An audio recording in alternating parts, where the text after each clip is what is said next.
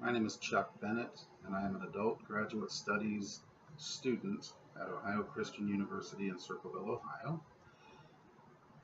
My presentation today is on couples counseling. My goal with this is to change the thinking of the general public so that they no longer view couples counseling a as a negative aspect of their relationship.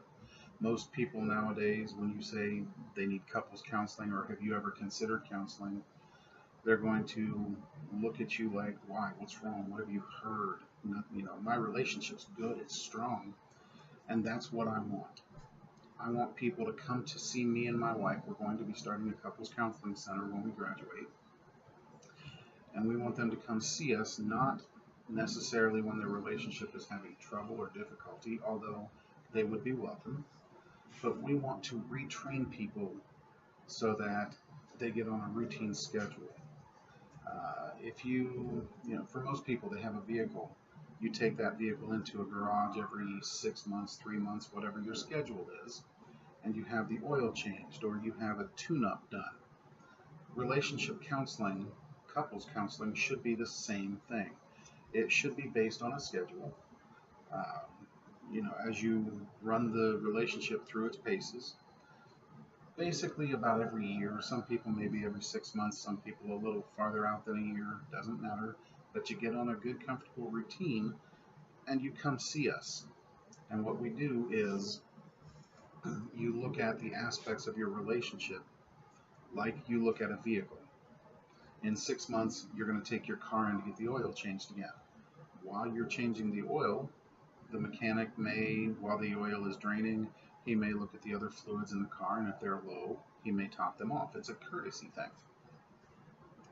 If you come in for couples counseling as a maintenance routine, which is what we want, then what we would hope would happen would be that you and your spouse, your girlfriend, boyfriend, whatever, would sit down and we would start the discussion with what's working in your relationship, what's right, what's wrong, is there anything? And as you're building your background, your history, and telling us this is everything that's going right, you can write that down. You get to start a journal. And in that journal, you're going to write down the things you're doing right. And then if anything is coming up where, hey, I just thought of this, we struggled with this a couple of times over the last year. Okay, this is where we start to work on that. So during that year, the next year, you take your journal and you go through it. It's like, oh, we did this well. So let's focus on this part. Well, you focus on that part and you get it back to where it needs to be and you finish out the year.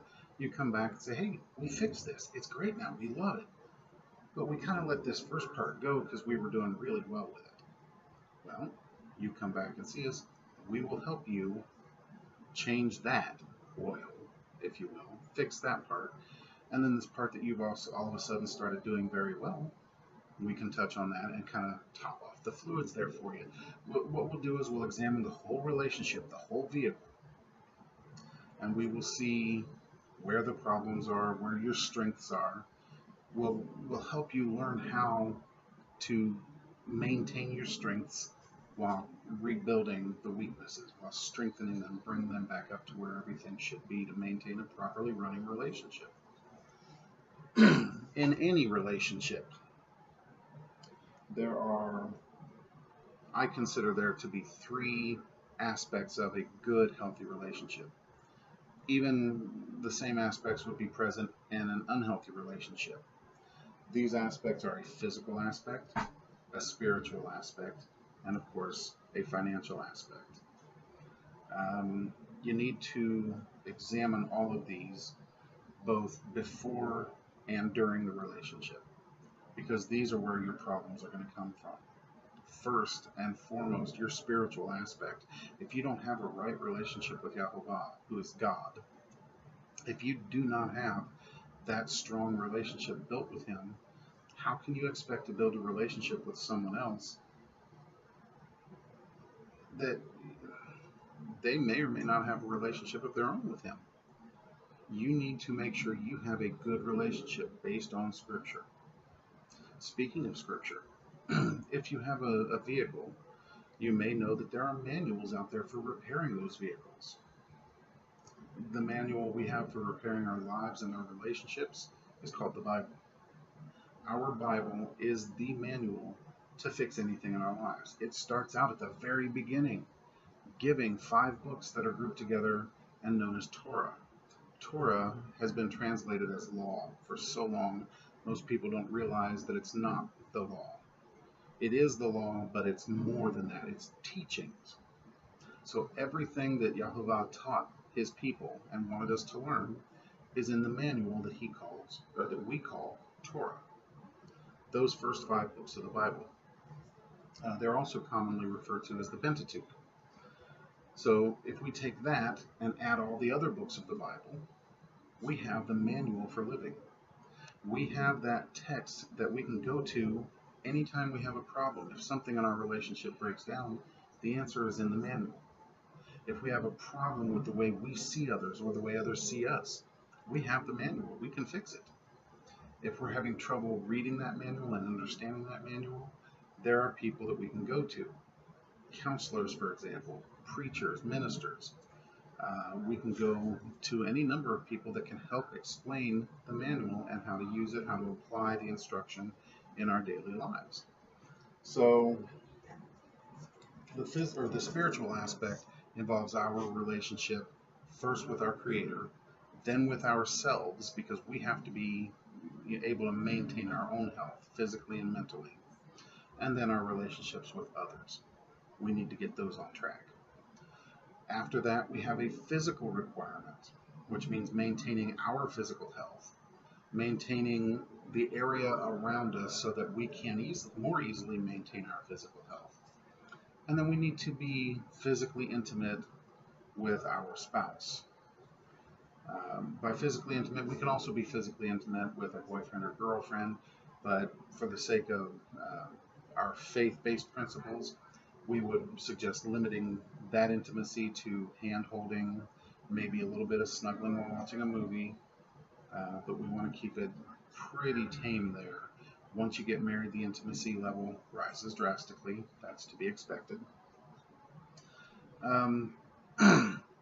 But the physical aspect can be something that is oftentimes lost. So we see a lot of people coming to counseling because they think their partner has lost interest in them, or they feel they have lost interest in their partner. But when you delve a little bit deeper, it's not a loss of interest, it's a loss of focus. What that means is that throughout our lives, every day we go to work, or we go to school, or we do this, or we do that, there's always something around us that distracts us from what we should be focused on. And that goes back to that spiritual relationship. So if we can work to maintain a relationship by realizing that we're not losing interest in our partner, we're losing focus on our partner and their needs because we're starting to focus on other things. It's the same thing as idolatry. When you are supposed to be focused on Yah, and instead you're focused on money, or you're focused on video games, or you're focused on toys or cars or whatever you buy, that something else becomes an idol because it removes your focus from Yah and it puts it on that idol. It's the same thing with your physical relationship. You feel like you're losing interest. You need to get rid of the physical stuff in your life that has taken your focus off of your partner, and you need to start getting back to what those interests were, and you need to refocus. Once you do that, you'll notice an improvement. The third and final component of a healthy relationship is going to be financial, because more couples find themselves in trouble financially. That's the biggest reason for divorce. That's the biggest reason for counseling, is they don't know how to spend money wisely. So if you can get that under control, you can pretty much, with those 3 issues, you can control a relationship. But we want you to come to maintenance relationship control every year. That's my presentation. Thank you.